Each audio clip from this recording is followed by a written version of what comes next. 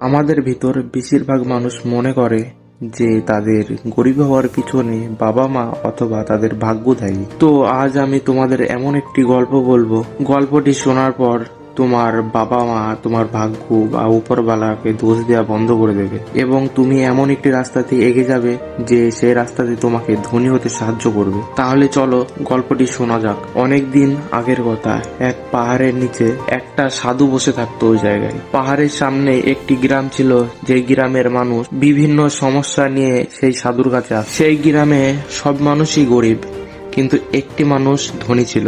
গরিব ব্যক্তিটি সাধুর কাছে এসে বলতো যে উপরওয়ালা কেন আমাকে গরিব বানিয়েছে আর আমার পাশের বাড়ির ব্যক্তিটাকে কেন এত ধনী বানিয়েছে। প্রত্যেক দিন একই অভিযোগ শুনতে শুনতে সাধু একদিন বিরক্ত হয়ে ওই ধনী ব্যক্তিটিকে গরিব বানিয়ে দেয় আর গরিব ব্যক্তিটিকে একটা মাছ ধরার ছিপ দেয়। ওইদিকে ধনী ব্যক্তিটি গরিব হয়ে যাওয়ার পর ছুটতে ছুটতে সাধুর কাছে আসে, এসে বলে, সাধু বাবা, যে আমি গরিব হয়ে গেছি, আমাকে সাহায্য করো। সাধু দেখুন ওই লোকটিকেও একটি ছিপ দিয়ে দেয়, যা এটাকে তোরা দুজনাই সঠিক ব্যবহার কর, তোরা দুজনাই ধনী হয়ে যাবি। তো দুজনাই এখন গরিব, তাদের দুজনার কাছে মাছ ধরার ছিপ ছাড়া এখন কিছুই ছিল না। তাই মাছ ধরার জন্য দুজনাই নদীর পাড়ে গেল। প্রথম দিন দুজনাই 10টি করে মাছ পেল। এদিকে প্রথম ব্যক্তিটি, যে আগে থেকে গরিব ছিল, সে বাজারে মাছগুলো বিক্রি করে 2000 টাকা পেল আর সেই টাকা দিয়ে তার পরিবারের জন্য ভালো খাবার কিনলো, বাচ্চাদের জন্য ভালো জামা কাপড় কিনলো আর সারা রাত এনজয় করে কাটিয়ে দিল।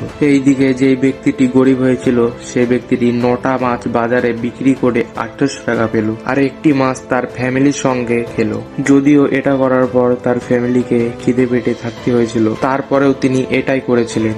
তো পরের দিন 1000 টাকা দিয়ে একটা নতুন মাছ ধরার ছিপ কেনে আর 500 টাকা দিয়ে একটা মাছ ধরার লোক রেখে দেয় আর 300 টাকা সে জমে রাখে নিজের প্রয়োজনের জন্য। এদিকে দ্বিতীয় ব্যক্তিটি আবার মাছ ধরতে যায়। প্রথম দিনের মতন আবার 10টি মাছ পায়। সেই মাছগুলি বিক্রি করে আবার 2000 টাকা পায়। সেই টাকা দিয়ে ফ্যামিলির জন্য আলাদা আলাদা জিনিস কিনে নিয়ে যায় আর সবাই মিলে আনন্দ করে দিন কাটায়। এইদিকে যে ব্যক্তিটি আগে ধনী ছিল তারপরে গরিব হয়ে যায়, সেই ব্যক্তিটিও মাছ ধরতে যায়। সেই ব্যক্তিটি দ্বিতীয় দিন গিয়ে 2টো ছিপ দিয়ে 20টি মাছ পায়। 20টা মাছের মধ্যে থেকে 2টি মাছ ফ্যামিলির জন্য নিয়ে যায় আর 18টা মাছ বাজারে বিক্রি করে দেয়। সেখান থেকে তিনি 3600 টাকা পেল, যেখান থেকে সে 2000 টাকা দিয়ে আরো 2টি ছিপ কিনলো আর 500 টাকা করে দিয়ে 3টি লোককে কাজে রাখলেন। তাদের 3 জনাকে 1500 টাকা দেওয়ার পরেও তেনার কাছে 100 টাকা বেঁচেছিল।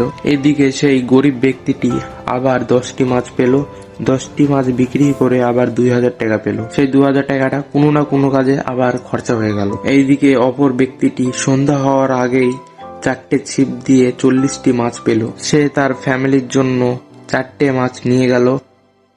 বাকি 36টি মাছ বাজারে বিক্রি করে 7200 টাকা পেল, যা থেকে সে আরো 3000 টাকা দিয়ে 3টি ছিপ কিনলো। এখন তার কাছে মোট 60টি ছিপ আর 4600 টাকা জমা ছিল, যা থেকে তিনি 3500 টাকা দিয়ে 60টি লোক কাজে রাখলেন আর তিনি কাজ না করে তাদের কাজের দেখাশোনা করতে লাগলো আর তিনি 60টি ছিপ দিয়ে 70টি মাছ পেলেন। এদিকে 4টি মাছ ফ্যামিলির জন্য রাখলো আর 66টি মাছ বাজারে বিক্রি করে দিল, যা থেকে তিনি, আর তার কাছে আগে থেকে 1100 টাকা ছিল, তার কাছে এখন টোটাল ব্যালেন্স হলো 14300 টাকা। তার কাছে আরো 7টা ছিপ ছিল, কাজ করার মতন একটি টিম ছিল আর তার পাশাপাশি সব থেকে বড় যেটা হচ্ছে, সে কাজ না করেও এখন সে টাকা আয় করছে। পরের দিন সে আরো কিছু ছিপ কিনলো আর আরো কিছু লোক কাজে লাগালো এবং আগের থেকে বেশি টাকা আয় করতে লাগলো। এদিকে সে এইভাবে করতে করতে আগের থেকেও বেশি ধনী হয়ে গেল এবং সে তার পুরাতন বাড়িটি ছেড়ে তার থেকেও ভালো একটা বাড়ি বানালো। তারপর তার কাজের দেখাশোনার জন্য একটা ম্যানেজার রাখলো। সে যে জায়গা থেকে গরিব হয়ে গেছিল আবার সে পুরোনায় সেই জায়গায় ঘুরে আসলো। এদিকে গরিব ব্যক্তিটি ওই ব্যক্তিটিকে দেখে আবার উপরওয়ালার কাছে প্রার্থনা করতে লাগলো, আমার কপালটাই খারাপ, আমি ধনী হতে পারছি না।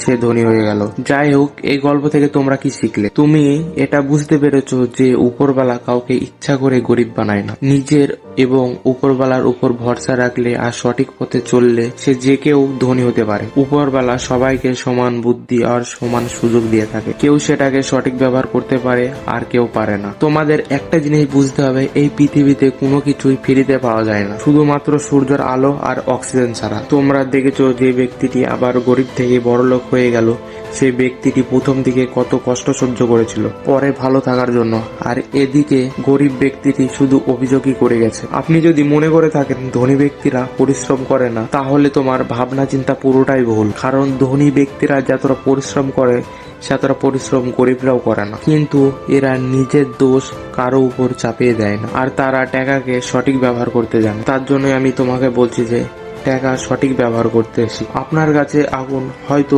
2000 টাকা আছে, এই টাকাটা দিয়ে আপনি কোন জায়গায় ইনভেস্ট করলে এই টাকা থেকে মুনাফা খুঁজে পাবেন সেটা আপনাকে খুঁজে বার করতে হবে। হয়তো আমি তোমাদের বলে দিতে পারি, কিন্তু তোমরা সেখান থেকে কি শিখবে বলো তো? সেখান থেকে তোমরা এটাই শিখবে যে অন্য সাহায্য ছাড়া তোমরা কিছুই করতে পারবে না। তাই বলছি নিজের বুদ্ধিতে কিছু করে দেখান। এতক্ষণ আমাদের সাথে থাকার জন্য ধন্যবাদ। আবার দেখা হচ্ছে নতুন কোনো ভিডিওতে। প্লিজ চ্যানেলটি সাবস্ক্রাইব করে যাবেন।